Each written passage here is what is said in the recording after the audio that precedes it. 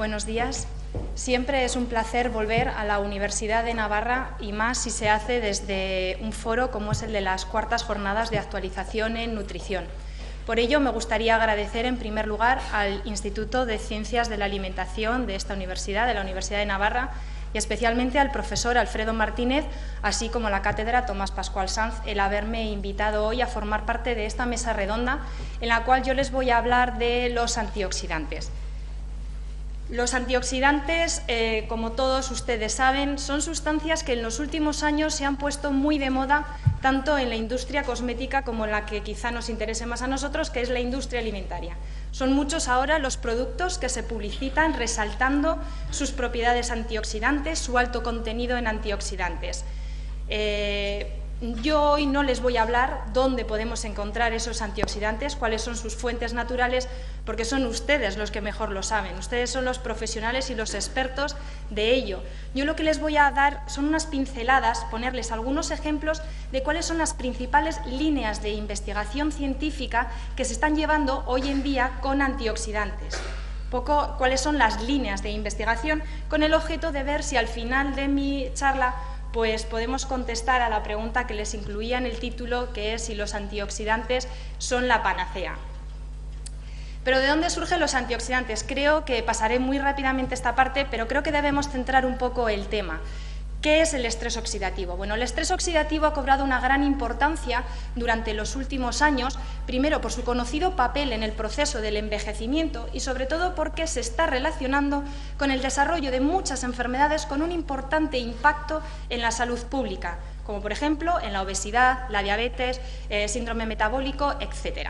Sin embargo, y tal y como he remarcado aquí, tenemos el riesgo de desarrollar estrés oxidativo, todos aquellos metabolismos aeróbicos, si contamos con un metabolismo energético eficiente. Es el riesgo que tenemos que correr por tener metabolismos energéticos más eficientes. Y aunque el término no está claramente definido, en esencia sí que hace referencia a un desequilibrio que se produce entre los radicales libres y las defensas antioxidantes del organismo, es decir, un desequilibrio entre esa tasa de producción de radicales y las defensas con las que contamos en el organismo. Lo que puede causar ese desequilibrio pues puede ser, por ejemplo, lo que puede explicar el incremento en los radicales libres, pues es una exposición a las radiaciones, un elevado consumo de alcohol, de tabaco, etc.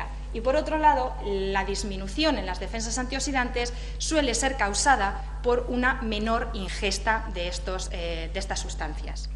Entonces, en un lado de la balanza nos encontramos con los radicales libres. Y los radicales libres se definen como moléculas inestables de alta energía con electrones desapareados en sus órbitas exteriores que lo que hacen es que tienden a reaccionar muy rápidamente, pero que afortunadamente tienen una vida media muy corta. Suelen generarse en aquellas reacciones en las que participa el oxígeno. Por ello, sus principales fuentes son enzimas que catalizan reacciones en las que participa el oxígeno. Y fundamentalmente, una de las fuentes es la NADPH oxidasa, que se encuentra en la membrana de los macrófagos de células endoteliales y que está muy implicada en el desarrollo de enfermedades cardiovasculares. Pero también otras enzimas que puedan estar implicadas y que son fuentes de estos radicales libres, pues son las ciclooxigenasas y lipoxigenasas, que como ustedes saben intervienen en el metabolismo del ácido araquidónico, y sobre todo la mitocondria. Las mitocondrias, les recordaré que son unos orgánulos celulares que son los responsables de la mayoría de los procesos que dan lugar a la producción o a la transformación de energía en forma de ATP. Estos orgánulos, cuyo número pues oscila entre varios cientos y varios miles en función de las necesidades energéticas de la célula, tienen una estructura muy característica, que es de doble membrana, con una membrana externa, otra interna y el medio, lo que es el espacio intramembrana, y luego la matriz mitocondrial. En esta matriz se encuentra el genoma propio de la mitocondria y luego también enzimas que son los responsables de los procesos metabólicos que tienen lugar dentro de la mitocondria, que son el ciclo de Krebs y la beta-oxidación de los ácidos grasos. Durante muchos años estos orgánulos se ha pensado que eran simples fuentes de energía. Sin embargo, hoy en día se sabe que intervienen en procesos importantísimos para el organismo, como es la apoptosis y, sobre todo, el equilibrio redox, es decir, la producción de radicales libres, pero también la producción de defensas antioxidantes que contrarresten los efectos nocivos de estas sustancias. De hecho, los radicales libres en la mitocondria se producen en la cadena transportadora de electrones y especialmente, no entrar en ello, en el complejo 1 y el complejo 3. Estos radicales libres estamos diciendo que son necesarios, han de producirse en las células, porque intervienen en procesos como la diferenciación, la proliferación, la apoptosis, etc. El problema radica cuando se producen en exceso o, por el contrario, cuando no hay defensas antioxidantes suficientes para contrarrestarlo. Entonces, interacciona, por esa actividad que hemos comentado, con moléculas, lípidos, proteínas, oxidándolas, lo cual, a la larga, produce daño sistémico. Esta tabla, que quizá no la puedan ver simplemente es para decirles que es muy difícil cuantificar el estrés oxidativo. Hay muy pocos métodos, y son bastante poco sensibles, para cuantificar directamente el estrés oxidativo. Entonces, la mayoría de los métodos son indirectos. Lo que hacen es cuantificar esas moléculas que han sido alteradas por los radicales libres, la oxidación de lípidos, de carbohidratos, de proteínas o el propio DNA. Pero en el otro lado de la balanza hemos dicho que nos encontrábamos con los antioxidantes, que son el objeto de esta charla. Los antioxidantes se definen como compuestos químicos que, hallándose presentes en baja concentración con respecto a las de un sustrato oxidable, retardan o previenen la oxidación de dicho sustrato. La célula cuenta con un sistema de defensa enzimático y no enzimático. Dentro del enzimático nos encontramos algunas enzimas, como por ejemplo la superóxido dismutasa, que lo que hace es convertir el radical superóxido en hidroperóxido, la catalasa y glutatión peroxidasa, que lo que hacen es convertir este hidroperóxido en agua y oxígeno, es decir, están detoxificando, y luego también, pues, por ejemplo, el PON1 o PON2, que tienen efectos beneficiosos en las alteraciones cardiovasculares, porque evitan la oxidación de lipoproteínas, o la glutatión S-transferasa. Esas son enzimas que poseemos en el organismo y que su función es detoxificar. Por otro lado, tenemos también el sistema antioxidante no enzimático. Y dentro de los no enzimáticos están el ratio GSH-GSSG, que es importantísimo para el mantenimiento de ese equilibrio redox intracelular, y al que luego me referiré. Claramente tenemos vitaminas que ustedes conocen perfectamente. Tenemos minerales como el selenio, cobre, zinc, manganeso, etc. La bilirrubina, que evita la oxidación de los liposomas, el ácido úrico, aunque he de decir que aquí hay unos efectos un poco controvertidos, y también algunos aminoácidos presentes en bajas concentraciones. En cuanto a estos antioxidantes no enzimáticos, claramente vienen a través de la alimentación, y los grupos más importantes son, como ya he dicho, vitaminas, minerales, fitoquímicos. Estos son los que ahora están más en boga. Son los polifenoles, algunos de ellos como el resveratrol, presente en la uva, en el vino y otros derivados, las catequinas del té verde, las quercitinas en la cebolla, etcétera, y las antocianinas. Y luego también está el licopeno, que por no encajar en ninguno de los tres grupos, pues lo hemos colocado separado. Hemos dicho que en una situación fisiológica normal ha de existir un equilibrio entre la tasa de producción de radicales libres y, por otro lado, el sistema de defensa antioxidante. ¿Qué ocurre? Que a veces existe un desequilibrio y, como consecuencia, se produce estrés oxidativo. Y eso es interesante desde un punto de vista científico y médico, porque ese estrés oxidativo se ha relacionado con un elevado número de enfermedades, entre ellas la obesidad, aterogénesis, otras enfermedades cardiovasculares, diabetes, síndrome metabólico, envejecimiento, asma, cirrosis hepática, sida, cáncer, etc. Yo me voy a centrar y les voy a mostrar el mayor número de estudios posibles en el área de la obesidad, pero cada vez está siendo un tema más interesante y se está estudiando sobre todo pues, en otras enfermedades. Es importante decir que la obesidad ha sido definida como un estado de estrés oxidativo crónico y que incluso algunos estudios apuntan diciendo que este estrés oxidativo pudiera ser el nexo de unión entre la obesidad y, como ustedes saben, las alteraciones que vienen asociadas con la obesidad, esa resistencia a la insulina, enfermedades cardiovasculares, etc. Y lo que los estudios hasta el momento han demostrado es una clara asociación entre obesidad y una baja ingesta de antioxidantes, niveles plasmáticos bajos de antioxidantes, una baja actividad de esas enzimas antioxidantes que he nombrado y un aumento de la producción, pues de lo que hemos dicho, los radicales libres, y hay un estudio de 2004 en el que observa que ese incremento se produce a nivel de tejido adiposo, sugiriendo que quizá un aumento de estrés oxidativo en tejido adiposo pudiera ser el desencadenante del proceso de obesidad.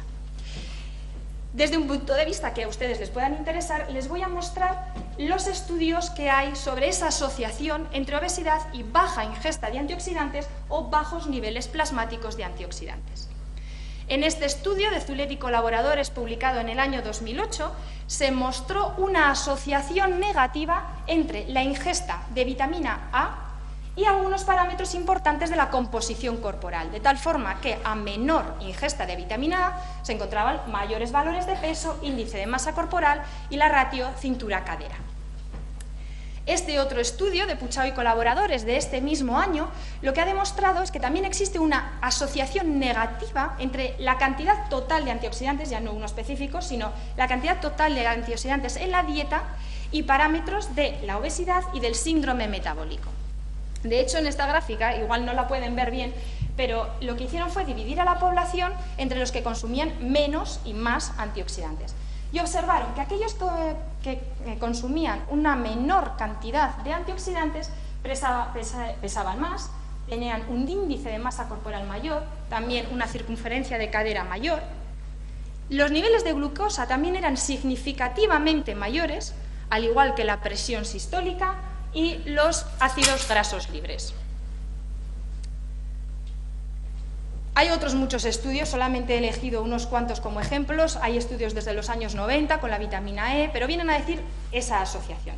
Este es una clara gráfica en la que se muestra de nuevo una asociación negativa, en este caso, entre los niveles plasmáticos de cobre y el LDL colesterol, que como todos saben es un marcador del perfil lipídico que se ve alterado en muchas ocasiones en obesidad. Y en este otro estudio realizado en los Estados Unidos observaron que mujeres con sobrepeso y con obesidad y con baja ingesta de carotenoides presentaban una gran cantidad o unos niveles elevados de lipoproteínas oxidadas. Las lipoproteínas oxidadas interaccionan directamente con el endotelio y favorecen la producción de enfermedades cardiovasculares, con lo cual ellos lo que sugieren en este estudio es que la reducción del peso, junto con un incremento en la ingesta de carotenoides, podría mejorar esos niveles de lipoproteínas oxidados. Con lo cual, con estos 4 ejemplos, lo que les he mostrado es que existe una clara asociación entre estrés oxidativo y obesidad. Pero lo que sigue sin estar claro es qué viene primero, el huevo o la gallina. Si el inicio del estrés oxidativo origina obesidad o la situación de obesidad produce un estrés oxidativo. Y es en eso en lo que se está trabajando muchísimo en distintos grupos de investigación, en encontrar qué viene primero. Pero lo que parece claro es que si vemos que el estrés oxidativo parece el origen de la obesidad, así como de otras muchas enfermedades, lo que es claro es que cualquier terapia que lleve a disminuir el estrés oxidativo se supone que será beneficioso para estas enfermedades. Y en esto es en lo que se basa un gran número de publicaciones científicas. En esta, por ejemplo, publicada en el año 2008, lo que describen es que una adherencia a la dieta mediterránea, como todos ustedes saben, muy rica en antioxidantes, pues produce niveles bajos de estrés oxidativo y dicen que eso puede indicar un menor riesgo de desarrollar enfermedades cardiovasculares. Este otro estudio, un poco más molecular, observa lo mismo, que la ingesta de una dieta mediterránea con aceite de oliva, ricos en antioxidantes, pues produce también una menor expresión de genes antiinflamatorios, con lo cual esa dieta produce un menor estado inflamatorio y parece ser beneficioso para la salud, sobre todo porque también produce una menor incidencia de enfermedades cardiovasculares. Otro estudio de Crujeiras y colaboradores lo que estudiaron fue el efecto de 2 dietas hipocalóricas en un régimen de adelgazamiento, pero 2 dietas hipocalóricas, una muy rica en frutas y verduras. Y lo que observaron era que en cuanto a la reducción de peso, las 2 eran igual de eficientes. Lo único que, midiendo algunos de esos parámetros que les he mostrado en la tabla, pues la rica en frutas y verduras disminuía mucho esos niveles de marcadores de estrés oxidativo, sugiriendo que quizás es algo a tener en cuenta, sobre todo no solo para reducir peso, sino quizá también para mejorar los perfiles lipídicos y reducir el riesgo de enfermedades cardiovasculares. Y ahora les voy a mostrar algunos ejemplos en los que se ha utilizado un único antioxidante, sobre todo para ver si es efectivo en obesidad, pero con la naturaleza como sustancia antioxidante. Este estudio, publicado el año pasado, observó que el resveratrol, suplementado o utilizado en una dieta alta en grasa en animales, conseguía producir una menor ganancia de peso corporal en esos animales en comparación con aquellos que presentaban una dieta alta en grasa pero sin suplementar con el resveratrol. Este otro estudio también simplemente muestra que una mezcla, unos extractos de hierbas, también con propiedades conocidas antioxidantes, producía una menor ganancia de peso corporal a pesar de que estaban suplementados en una dieta alta en grasa y en comparación pues, con los que no estaban suplementados. Y nosotros hemos trabajado con uno de los antioxidantes, con un antioxidante conocido como el antioxidante de los antioxidantes, que es el ácido lipoico, que es un ácido graso de 8 átomos de carbono y 2 grupos sulfidrilos. Y nosotros también observamos que la suplementación de una dieta alta en grasa producía una menor ganancia de peso corporal, pero fíjense que tenían el mismo peso que nuestros animales control. Y lo que quisimos fue dar un paso más, ver si estos efectos antiobesidad del ácido lipoico eran a través de una disminución del estrés oxidativo. Ya se conocía que en los animales obesos existía un incremento de esta especie reactiva en el hígado, es decir, y nosotros observamos lo mismo, observamos un incremento del ion hidroperóxido en nuestros animales obesos y fuimos capaces de demostrar que la suplementación con ácido lipoico revertía de una forma significativa la cantidad de este radical libre. Y, por si se lo preguntan, esta gráfica de aquí es que el ácido lipoico ya se conocía que disminuye la ingesta. Entonces nosotros queríamos ver si los efectos que veíamos era porque las ratas comían menos o realmente por acción del ácido lipoico. Entonces este grupo es un control que comía lo mismo que este. Y la mayoría de los resultados que les voy a mostrar verán que el efecto es directo del ácido lipoico y no por la menor ingesta. En cuanto a las enzimas antioxidantes, en mitocondria de hígado, que es donde nosotros lo estudiamos, observamos que dichas enzimas, como se había descrito anteriormente, están disminuidas en obesidad, pero que nuestro ácido lipoico era capaz de revertirlas de una forma significativa, aumentar su actividad. Y en cuanto al ratio GSH-GSSG, que les he dicho que es importantísimo para el mantenimiento del equilibrio redox, vimos que igualmente en obesidad estaba disminuido, pero que incrementaba con el ácido lipoico. Y lo más importante es que esta ratio se correlacionaba perfectamente con la ganancia de peso corporal, subrayando que quizá los efectos antiobesidad del ácido lipoico puedan ser porque disminuye el estrés oxidativo a nivel hepático. Sin embargo, no todo es tan bonito.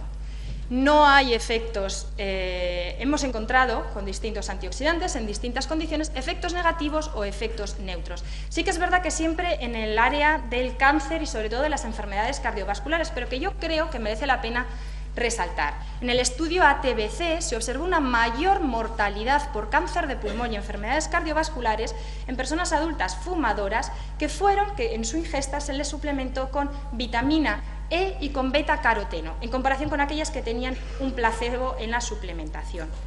La vitamina C se sabe que por sí sola, a determinadas dosis, que suelen ser muy altas, puede tener efectos prooxidantes, puede aumentar la producción de radicales libres, aunque también he de decirles que tiene que ser en presencia de determinados metales que fisiológicamente no suele darse, pero existen esos efectos.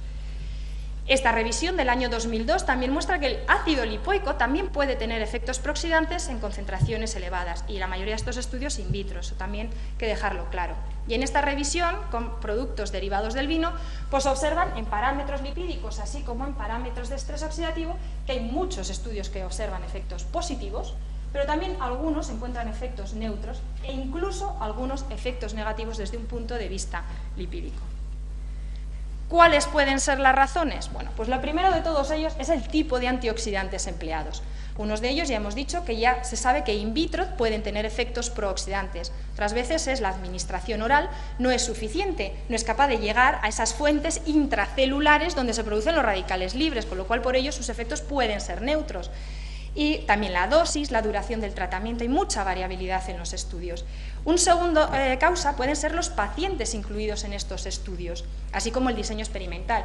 Y esto, por ponerles un ejemplo, muchos de estos pacientes toman aspirina Y la aspirina de por sí también tiene efectos antioxidantes, entonces quizá estamos viendo unos efectos que no son reales del antioxidante, o muchos de ellos tienen enfermedades muy graves cardiovasculares. Es casi lógico suponer que un antioxidante no va a ser capaz de revertirlo al 100% si los fármacos hoy en día tampoco lo hacen.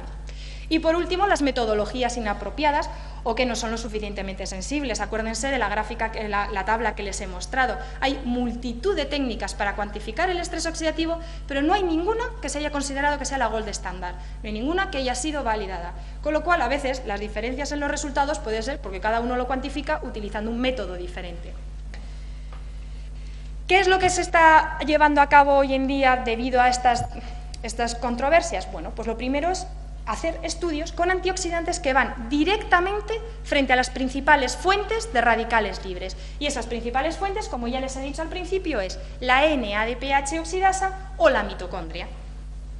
Unos ejemplos muy rápidos, decirles que muchos de los fármacos que hoy en día se utilizan para bajar la aterosclerosis o para mejorarla, pues se ha visto, que como todos sabemos tienen efectos beneficiosos en estas enfermedades, pero se ha visto que lo que hacen es inhibir la producción de radicales libres por esta enzima.